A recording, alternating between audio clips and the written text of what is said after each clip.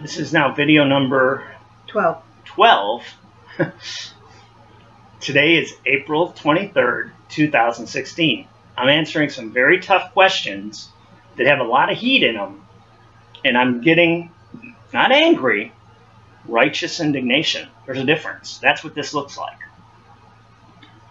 Okay, and I didn't mean to interrupt you. I just knew that it was getting past the 10 minutes. So. Correct. It's just really tough on me. I wish you could understand it, but I know that you really can't. I just want right your now. heart, Linda. I just want your heart. And it comes at a very high price. Believe me, no other person knows you better than I do. Well, I've really tried all these years. I really have.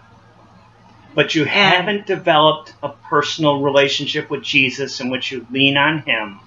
Trust Him. Trust Him for strength in order to encourage your husband. Dale, no wife in this situation could have made it through 25 years. That's right. Without trusting in the Lord. Yes. 1,000%. And what does He tell you? Because He doesn't tell you to respect your husband? Because most women would not have endured 25 years of being loved, of the ups and downs, of the insanity. Yeah. No, listen, I can speak too. Of course you can. Okay. So what I'm saying is, I'm going to tell you what I've endured, and then I'll tell you what I love about you. Okay? Okay. What I've endured is that first you were out of your mind slightly after we got married. For the first year of our marriage, you weren't able to work at all.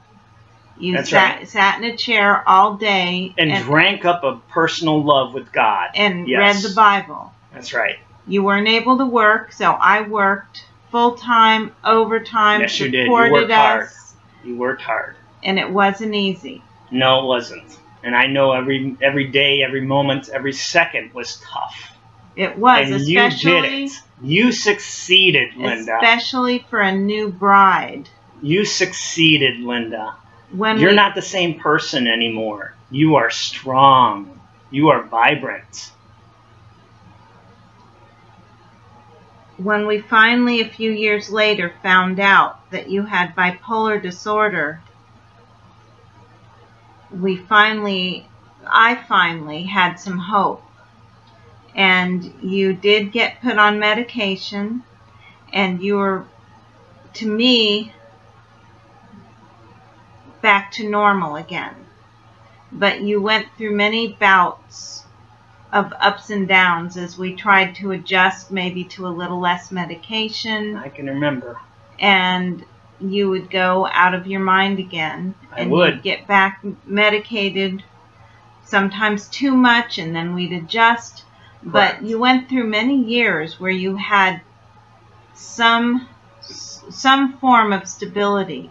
You did still battle in your mind, which I tried to help you with through loving you every day and respecting you, even though you thought you were the Antichrist. And I still loved you unconditionally through those years and tried to get you the help that you needed. But I was kind of with my hands tied too. I didn't know how to help you more, especially I know. There's no manual. Every time we went to the doctor, you'd tell him you're doing just fine.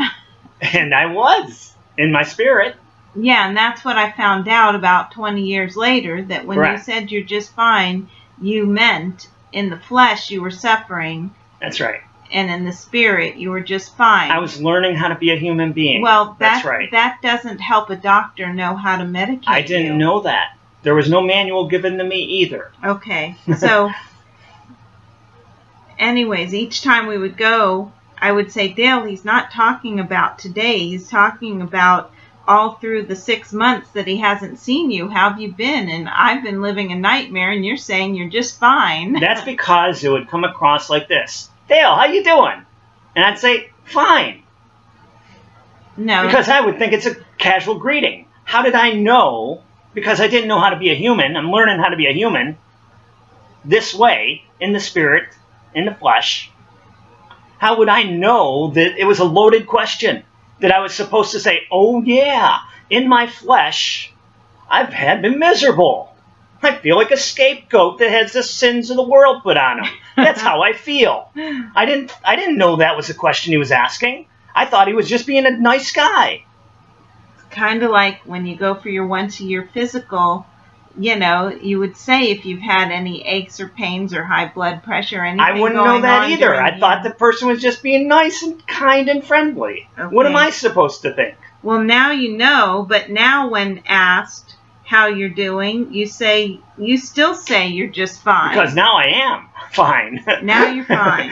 Okay. So how's a doctor to know how to treat you? How was I supposed to know how to be a human? I didn't know. There was no manual for me. How was the Blessed Trinity going to live in a human body? I didn't know. Nobody told me. I'm learning. I'm learning from God the Father. I'm learning from God the Son, and I'm learning from Mom.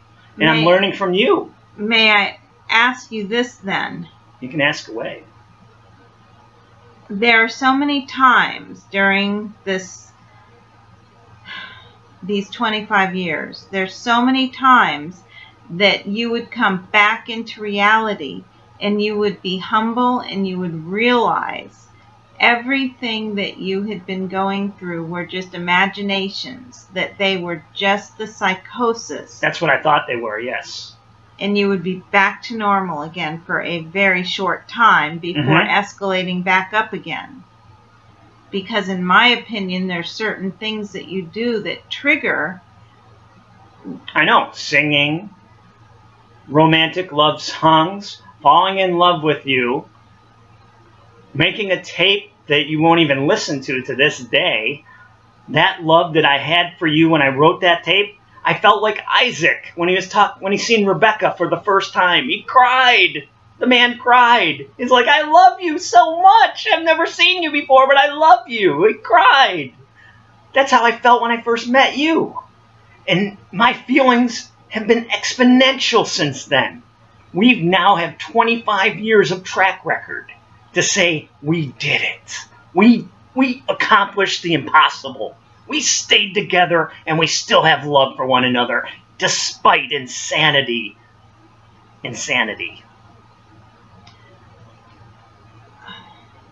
We have quite a testimony, which it says they defeated the enemy, Satan, by the word of their testimony. But I'm worn out, and you can't seem to see that. You can't see or feel my pain, even though you're a spirit that's supposedly a spirit that's inside everybody. You can't feel my pain. You can't see my pain. Yes, I can. If you could just tell me what that feels like, and then I'm going to tell you the things that I love about you. You want me to be you? I just want you to... I don't want you to be me. I want you to explain as my husband what you think I'm going through. Okay. I figured you look at me that I'm insane. That all these things that I'm saying, I'm making them up. That somehow or another, I'm not in reality. I'm able to live this perfect life. But you believe that it's true. I'm being you. I'm saying it from your point of view. Okay, go ahead. That's why it sounds so believable, because I can feel what you feel. Go ahead. Because I felt it already. I've been there. I've been tempted in every way. Go ahead. You're looking at this situation through a camera. The camera is kind of like a shield for you. You're able to look at me and talk to me through a shield. And you're thinking to yourself, how can I believe anything he says? It's so outlandish. It's so impossible to believe. But yet, speaking for myself, you haven't read the Word of God, and you haven't experienced revelation. You don't feel the preciousness of God's heart touching your heart and showing you the realities of life. You're looking at me And there's people suffering out there with lots of pain. You're one of them. You're going through lots of pain too. Tell me what my pain looks like. I am. I'm hearing about you. I'm not hearing about me. You're thinking I'm crazy. You're thinking I'm insane. But you're standing alone because... You're still not telling me my pain. Okay. So tell me what that would feel like. You're feeling like you've been abandoned. Yes. You're feeling like you've been deceived. Not deceived. Oh, good. No. Because you think you're in your right mind, you're not trying to deceive me. Nope, I'm not. Right. But I do feel abandoned. Okay, you feel isolated. Yes. You feel alone. Yes. I understand that. If the shoes were reversed, I can't say how I would respond because I have the love of God in me all the time. This is in seed form. The reason why you don't see the love of God, you're waiting for me to be transformed into some image 11 feet 11 inches tall and then say, wow, he was really telling the truth. Whoa. No, that's not what I'm waiting for. What I'm waiting for is for you to become sane again, for you to be your 5'8" again, and to be normal, and then for us to start all over again. And I'm just saying, this is what I'm waiting for. Right. I'm waiting for that day where you say again, I'm back, which is a little code word. So that's a conditional love. Listen to me, please. Sure. That's what I'm waiting for. I'm not waiting for you to become 11 feet something tall. I'm waiting. Well, that's going to happen. I'm waiting for you to become normal again so that we can start over so that this doesn't happen again. I'm talking from the perspective that you're insane, not that you're sane. I'm talking from that perspective, that's what I'm waiting for. Right. I understand. And I feel your pain. I feel your struggles. I feel what you're going through. But I can't get rid of my autonomy, like John says. You said you don't want me to. So what do you want, Linda? What do you... Explain what you just said, because I don't know what you mean. John said Dale still wants to be who he is. Whether you believe it or not, Linda, Dale needs to believe who he is. And you have to respect that. He didn't use the words respect. Therapist. We know more than one John. So you mean our therapist? I'm talking our therapist. Right. Yes. And I'm saying that I still have to be who I am. I'm not insane. It seems like I'm insane because what I'm saying is so unbelievable, it's impossible to believe. But the scripture says all things are possible with God. So you can't use that as an excuse. Just because you don't believe it, you don't see it, it doesn't mean it's not true. There's electricity in that wall over there. Take the plate off and put your finger there, and you'll see that there's electricity there. Even though you can't see it, or you can say, I don't believe it, but you'll believe it when you touch it. It's the same with me. I need to know who I am. This is who I am. God has revealed to me who I am. He's given me these names. I didn't give them to myself. Well, of course, I believe you did give them to yourself, not knowingly, but that you did. I know you do.